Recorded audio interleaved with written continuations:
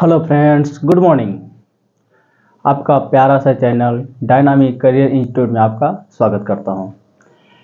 तो मैं आज इस लेक्चर में आपके लिए क्लास 12th का हेलो एल्केन और हेलो एरिन्स का जो चैप्टर चल रहा था उसी को कंटिन्यू करेंगे।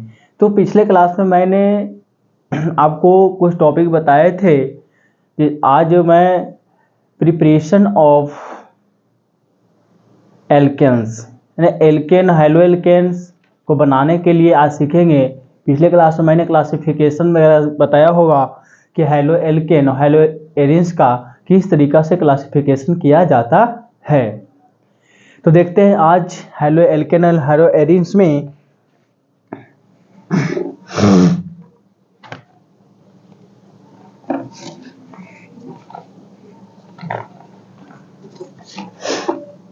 तो मैंने पिछले क्लास में क्या पढ़ा था, हेलो एल्केन हेलो एरिन्स का क्लासिफिकेशन किसको sp3 में बांटा गया था, sp2 और sp के भागों में, और हाइड्रोजन की नंबर्स के आधार पे, बेसिस ऑफ नंबर के आधार पे बांटा गया था। इस पर पढ़ेंगे preparation of halo alkane.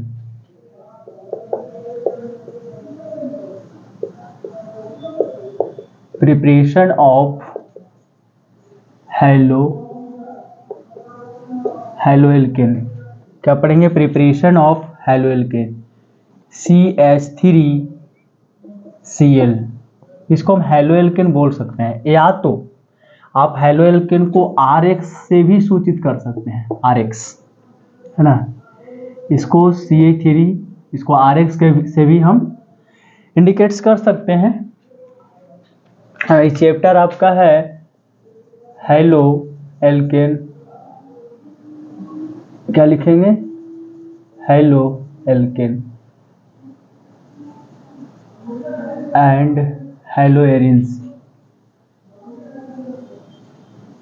Hello alkanes and halo arenes, ये चैप्टर है। आज हम देखे थे ये कि प्रिपरेशन ऑफ हेलो एल्केन्स यानी कि RX की निर्माण करनी है ना, कि हम हेलो एल्केन को किस तरीका से बनाते हैं वो हम देखते हैं। तो स्टार्ट है ना। तो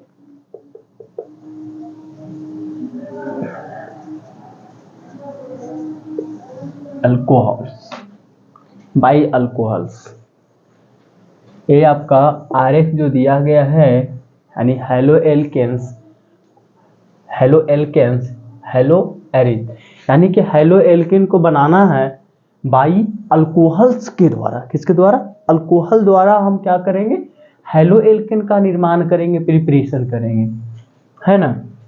तो देखते हैं अल्कोहल द्वारा किस तरीका से बनता है। चलिए देखते हैं। Alcohol plus halogen acid reaction करेगा तो बनेगा हेलो एल्केन प्लस वाटर। चलिए हम कुछ अल्कोहल को लेते हैं, है ना। जैसे कि दिया गया है अल्कोहल हेलोजन एसिड, तो क्या बनता है? हेलो एल्केन प्लस वाटर का निर्माण होता है। तो बढ़िया से समझिएगा अल्कोहल्स को कि अल्कोहल्स द्वारा हम हेलो एल्केन का निर्माण कैसे करते हैं, है ना। तो देखिए हम एक एग्जांपल द्वारा आपको समझाते हैं। CH3OH प्लस हेलोजन एसिड आपको मिल जाएंगे 3 प्रकार के, यानी कि हेलोजन एसिड आपको 3 प्रकार के मिलेंगे। जैसे कि देखते हैं HI, इसको हम अगर रिएक्शन करवाते हैं तो आपका बनता है CH3OH है, ये तो माइनस वाला रहता है, ये भी माइनस है। तो क्या करेगा कि थोड़ा सा नीचे देख लेते हैं, CH3OH और HI ये क्या करता है? ये भी माइनस, ये माइनस, ये प्लस, ये प्लस, तो ए वाला इसके साथ, ये वाला इसके साथ जुड़ जाता है, तो क्या बना देगा? CH3I प्लस ये क्या बनेगा? H2O, तो ये बन गया हेलो एल्केन। हेलोजन 4 प्रकार के होते हैं, 4 types of halogen. FCl Br I, ये सारे क्या है, हैलोजन ग्रुप है, यानी कि हैलो एल्केन इसी से मिलके बना है। एक्स है, ये आपका एल्केन है, ये आपका हैलोजन, तो हैलोजन, तो एक्स जो हो गया है, एक्स की बात करें तो एक्स मेरा है 4 टाइप्स, फ्लोरो, क्लोरो, ब्रोमो और आयोडो, तो ये भी क्या मेरा निर्माण हुआ, हैलो एल्केन निर्माण हुआ। इसको हम एथिल आयोडाइड बोलते हैं, आयोडो एथेन भी बोल सकते हैं।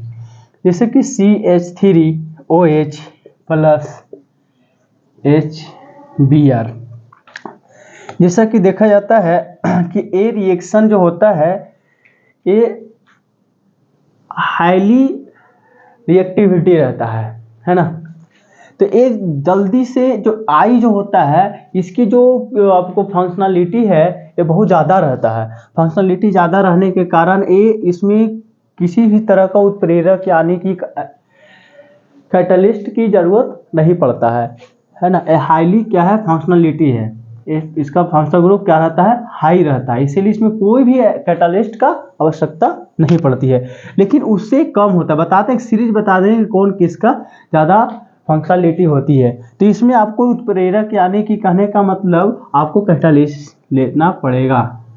जैसे कंसंट्रेटेड आपको इसमें H2SO4, कंसंट्रेटेड H2SO4, तो ये आपका बनाएगा CH3Br, और प्लस में क्या बनेगा, वाटर, प्लस में वाटर।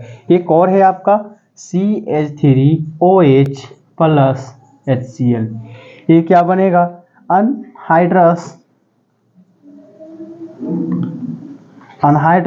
ZnCl2। एक क्या है, कैटालिसिस है, यानी कि उत्प्रेरक बोले तो कैटालिस्ट। ये आपका क्या बन जाएगा, CH3Cl प्लस वाटर H2O बना गया।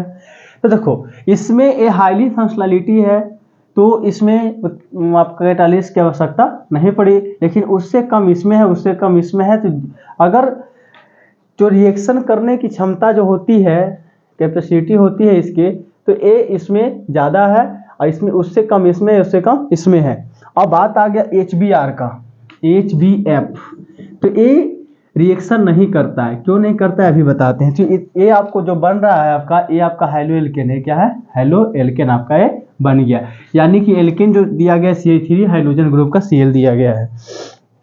ये आप एक इम्पोर्टेंट तरीका से इसका नाम लिख सकते हैं, इसका नाम भी लिख सकते हैं, इसको हम ग्रोव प्रक्रम बोलते हैं, इसको हम ग्रोव प्रक्रम बोलते हैं, ग्रोव प्रोसेस, ग्रोव प्रोसेस, इसको हम ग्रोव प्रोसेस भी बोल सकते हैं, है ना। ये जो रिएक्शन दिया गया है CH3OH HCl anhydrous ZnCl2 plus CH3Cl plus water दिया गया है, तो इस रिएक्शन को कौन सा प्रोसेस से दिया गया है, तो ग्रोव प्रोसेस द्वारा इस रिएक्शन को बनाया गया है। इस तरह से भी लिख सकते हैं आप।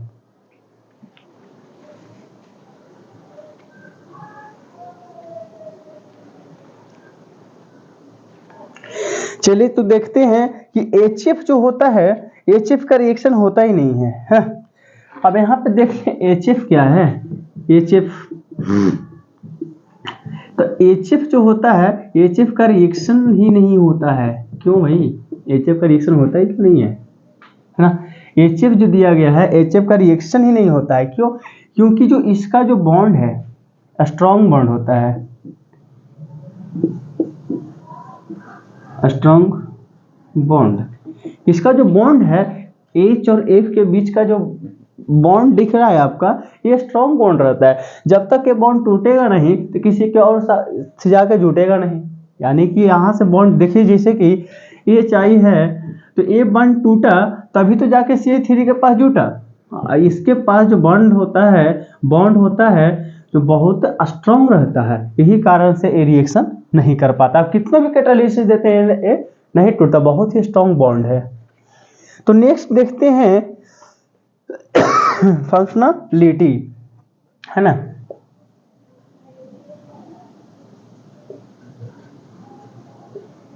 फंक्शनलिटी किसकी ज्यादा होती है, फंक्शनलिटी नहीं तो एक फंक्शनलिटी जो होती है, क्रियाशीलता इसको बोलते हैं, कौन सबसे जल्दी रिएक्शन कर सकता है। तो देखते हैं H और I, HI, अब लेते हैं HBr और HCl। इससे क्या पता चलता है, जैसे मान लेते हैं एक तरीका से इसको कि H का साइज ऐसा है, H का साइज ऐसा और I का जो साइज है इतना बड़ा है और इससे छोटा साइज इसका है लेकिन इससे बड़ा है। अब ये जो दिया गया है इसका साइज जो है इससे छोटा ये है, कहने का मतलब ये और बड़ा होगा, है ना, कि I का साइज से छोटा Br का साइज से छोटा A का। कहने का मतलब ये है कि H के साइज के सामने I का साइज क्या है, बहुत बड़ा है। अगर एक पहलवान को हमको साथे भिड़ा दिया जाए तो हम तो पटका ही जाएंगे, यानी टूट जाएंगे। तो ए पहलवान है, ए हम हैं, हम मतलब प्रीति सर हैं। तो ए अगर एक बड़ा एक छोटा रहेगा तो निश्चित है कि वो टूटेगा ही। और अब इससे देखो जितना बड़ा रहेगा उतना ही जल्दी टूट जाएगा, और जितना मजबूत इंसान रहेगा वो हमको फटाक से पटक देगा ना। तो इससे थोड़ा सा छोटा ए है तो ये थोड़ा सा टूटने में अपना बल दिखाता है, थोड़ा सा टूटने में समय लगता है, इसलिए इसको कैटालिसिस की आवश्यकता पड़ जाता है। यानी कि किसी कैटालिसिस होता क्या है, थोड़ा सा इसमें भी समझ लेते हैं। ये जो रिएक्शन दिया गया है ये तो हाईली फंक्शनलिटी है, तब तो ये अपने से रिएक्शन कर ले रहा है। लेकिन अगर थोड़ा सा कमजोर इसका रहे, लो फंक्शनलिटी रहे, तो इसमें क्या लिया जाता है, कैटालिसिस। कैटालिसिस का काम क्या है कि किसी भी रिएक्शन की वेग यानी गति को, है ना, वेलोसिटी को क्या करता है, वो फास्ट कर देता है। यानी कि किसी भी रिएक्शन की गति को क्या करता है, फास्ट करता है, तेज करता है। कैटालिसिस का यही काम है। अगर रिएक्शन मान लिया जाए कि हम लोहे में जंग लगते देखे होंगे आप। अगर लोहे में अगर लोहा है, कहता है कि लोहे पर अगर ऑक्सीजन और वाटर की मात्रा जाती है तो उसमें जंग लगता है, लेकिन एक स्लो प्रोसेस है। अब लोहा ले लिए, मान लेते हैं कि लोहा है, इस पर पानी डाल दिए और क्या किए, ऑक्सीजन भी तो उपस्थित रहता है वायुमंडल में, तो अब देखते रहें कि कितना देर में रिएक्शन होगा। तो इस बहुत स्लो प्रोसेस है। इसी को तेज करने के लिए कि जल्दी रिएक्शन आपका जंग लग जाए, कैटालिसिस का आवश्यकता पड़ती है। अब CH3OH है, अगर कंसंट्रेटेड H2SO4 अगर ना दे तो ये रिएक्शन लेट से होगा। तो कैटालिसिस के काम है किसी भी रिएक्शन की, किसी भी रिएक्टेंट की, किसी भी अभिक्रिया या रिएक्शन की वेग को बढ़ा देता है। वेग वेलोसिटी को क्या करता है, फास्ट कर देता है। समझ में आई बात। तो Br से छोटा रहता है Cl का, तो इसमें और प्रॉब्लम, अब इससे छोटा होता जा रहा है तो इसका भी प्रभाव उस पर पड़ेगा। अब देखा जाता है HF का, जितना तुम जितना मैं, बताओ कौन पटकाएगा।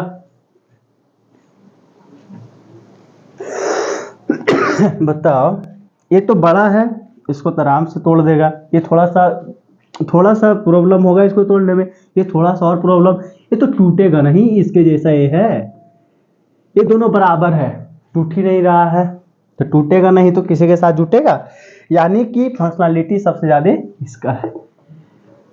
अगर एग्जाम में पूछ दे, ऐसा सीरीज पूछते रहता है कि अगर एग्जाम में पूछ दे कि HI, HBr, HCl, HF में किसकी सबसे ज्यादा फंक्शनलिटी है, हाईली फंक्शनलिटी किसकी है, तो HI की। लो फंक्शनलिटी HCl की या HF के तो है ही नहीं, तो इसको हम रखते ही नहीं, इसको साइड कर देते हैं। सबसे लो किसका है, HCl या HF का। तो ये बातें समझ में आई कि रिएक्शन क्यों जल्दी करता है, क्योंकि इसकी टूटता बहुत जल्दी है। जो जितना जल्दी टूटे और जो नहीं टूटता है उसी के लिए तो हमें कैटालिसिस की आवश्यकता पड़ती है, उसकी रिएक्शन को तेज कर देता है। समझ में आई बात, नोट करिए इसको।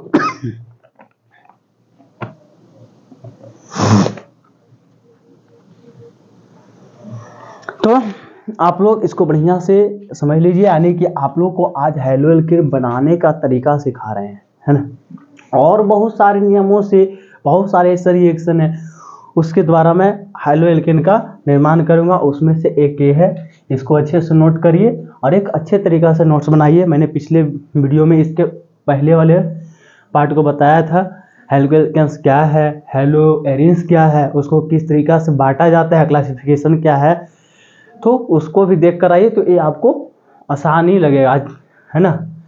तो आज के लिए इतना ही रहेगा। थैंक यू, पढ़ते रहिए।